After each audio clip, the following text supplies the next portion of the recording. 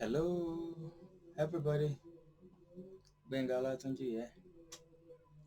Welcome to another revision session on auditing, be it advanced auditing, be it auditing and assurance, be it lover of auditing or entrepreneur that wants to know about control in his or businesses. Here's the place to be, and we'll be looking at key definitions, and I'm going to be explaining it on control risk, control environment, control activity, continuous audit, contingent, consideration and contingency generally, comparative information, back duty investigation. Basically, we are going to cover these areas in this session under auditing and assurance. Basically, is a revision to know and familiarize ourselves with definition of key terms in auditing, and also to be able to understand, for the purposes of examinations, keywords in questions and how to go about answering them. Without wasting time, what do we mean by back duty? When we hear back duty, and back duty does not necessarily actually limited to auditing. In financial world too, back duty is in taxation, back duty is there too. So generally, when we are talking about back duty investigation, we are talking about the ability of the tax agents and the authority they have to go back into years past and dig deep into activities and business dealings for the purposes of actually ensuring that the taxpayer pay the due to the government. So back duty may be in form of investigation, and that's why we call it back duty investigation.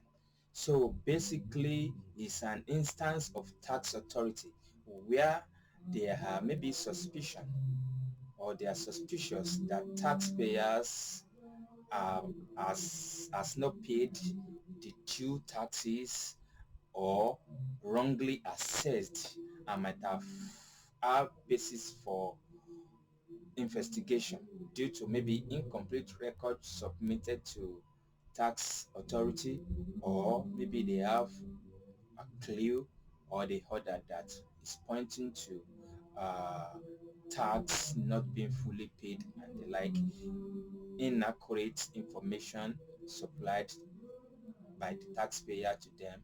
They may raise a back duty investigation to be conducted. So basically, that is back duty. Then comparative information. Information. When we are talking about comparative information, basically IAS, I think IAS one dealt with it under uh, financial presentation of financial information, financial statements.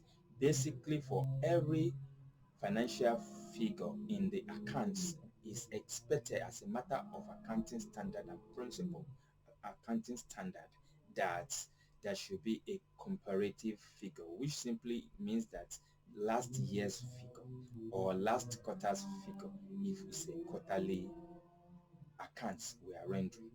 So it simply means there should be another figure that we can compare what we are talking about now with.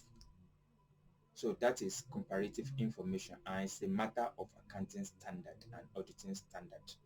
So it's simply talking about amount and disclosure included in the financial statements in respect of one or more prior periods in accordance with the applicable financial reporting framework. So that is comparative information, and it's a matter of accounting and auditing standard. Contingency in accounting world, in business world, in auditing world, it simply means an unforeseen circumstance, and unforeseen events which most likely may be out of our control. That is what we are talking about when we are talking about contingency. So, is a condition which exists probably at the balance sheet date where the outcome will be confirmed only at a future foreseeable future time, and its occurrence or non-occurrence is uncertain. Its occurrence or non-occurrence is uncertain, and we can only ascertain it in the future time. So that is contingency. So that it's going to happen or it's not going to happen now may even reside out of our control. So we'll now be talking about contingent consideration and the like. Maybe we are into business dealing, maybe we want to sell a stake in our organization and the like, and the consideration we could not completely say this will be the consideration and the like, but it's a form of obligation that we crystallize in the nearest future. Then we can talk about continuous audit. And nowadays, basically, audit is continuous.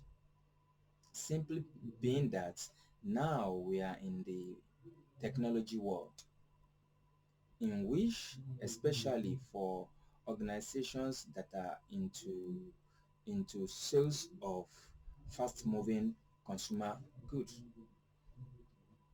they need to imbibe or embed in their application. We've spoken about software too. Embed audits into their application so that as sales and procurement are being made and as business activity continues, likewise also there is to a greater degree audit is being executed. That is continuous audit. So nowadays, audit is rolling. That is, examination of business activity is in cycle now. It continues. It doesn't stop, unlike before that we're talking about final audits and the like, interim audit. Audit majority of the time now is continuous. So when we're talking about continuous audits, it's an audit in which it involves all the year-round review of transaction and account balances. Let me give us an example. If we have an organization that is online, business operations basically is online, and customer request maybe for a purchase of certain items in our store, and we deliver. So our stock taking, our stock count now is more or less of a form of continuous audit, in which as we remove one or sell one from our stock, it immediately updates us that now you have to also balance in stock, so that we will not sell more than what we can easily give to clients or sell non-existing goods. So that is that is the effect or advantage of continuous audit there. So audit nowadays is continuous, especially for businesses that run online business. Another thing that we want to talk about here now is control activity. Control activity, which we can equally term controls or internal control.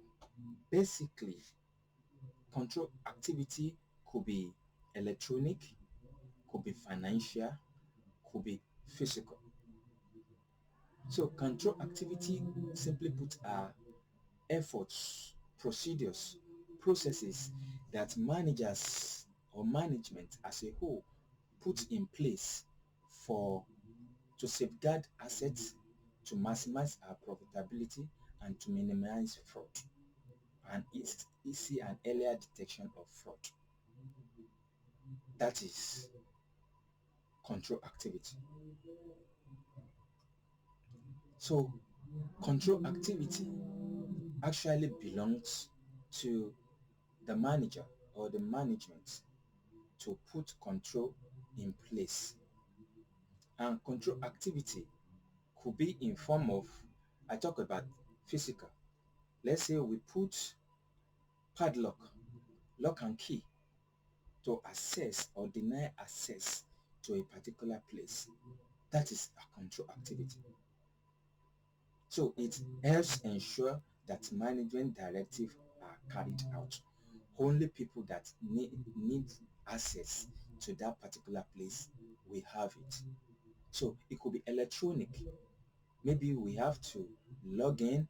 Maybe there's a thumb printing electronic that we need to clock in, to clock out, and the like. Those are control activities. But now is a type of electronic. So it could be physical, it could be physical, it could be electronic. But those are generally control activity. Who has responsibility for control, to put control activities in place? I've mentioned it belongs to management, not the auditor. Control environments. Having spoken about control activity, control environment now is an attitude. Actually, when we're talking about control environment, is the totality of both the control, the control environment, the control activities put in place, and the attitude of management towards anything control put in place by the organization. So it includes governance, it includes management function, it includes attitude, it includes awareness, it includes action of those charged with responsibility to govern the organization, to manage the organization, as it concerns internal control, as it concerns the importance of control to an entity. So therefore, if management style could be perceived to be lackadaisical, then we can say that the control environment is weak. But if at the slightest inclination of a manager thoroughly try to know all that has happened, then we can say the attitude of the management towards governance, towards control is very strong. Therefore, control environment is strong. So we can conclude that to the extent to which the organization's managers and management as a whole takes seriously control put in place, or controls put in place, to that extent is control environment going to be strong or is going to be weak. That is control environment. Control risk, therefore, I haven't said that control activity, control, internal control belongs to managers and management as a responsibility or as responsibilities. Then, therefore, control risk is the risk that is the inability of the control procedures, control processes, control activity, management attitude to controls put in place can, to the extent that it can not debar what actually it existed for. For example, a door has a lock. The function of it is, the objective of putting that door under lock and key is to deny access or give access to authorized users or those that need to have access into that space. But now, if for any reason an authorized person enters into that space, maybe a room or a workplace, then, and the lock could not deny him or her access, the keys could not deny him or her access, then we will be talking about control risk. So a control risk has taken place. A control risk has taken place. So a control risk is the risk that the mitigants processes we've put in place will not achieve desired aim and results. That is what we are talking about when we are talking about control risk. We've spoken about back duty, we've spoken about comparative information, contingency, we've spoken about continuous audit, control activity, control environment, control risk, and simply put, I'll quickly recap it.